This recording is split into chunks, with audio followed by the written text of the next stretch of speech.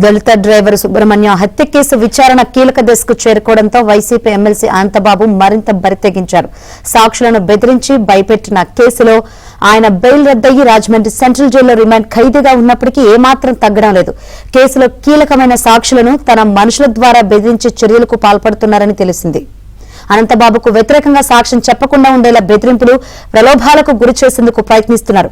ప్రభుత్వం మారాక ఇబ్బందులు పడతారంటూ పరోక్షంగా బెదిరిస్తున్నారు.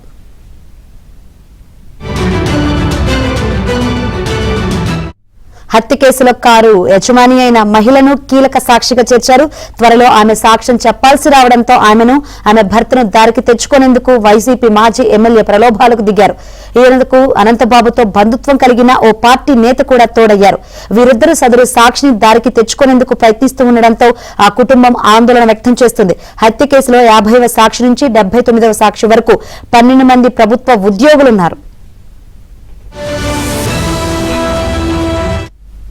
ఇప్పుడు వీరిని సైతం సదరు వైసీపీ మాజీ ఎమ్మెల్యే బెదిరింపులకు గురి చేస్తున్నారు. వీరికి నగదు ఆఫర్ ఇస్తున్నారు. దీంతో కేసు విచారణలో వీరందరి సాక్ష్యం చాలా కీలకం కావడంతో వారిని బెదిరించి దారికి తెచ్చుకునేందుకు వైసీపీ మాజీ ఎమ్మెల్యే ప్రయత్నిస్తున్నారు.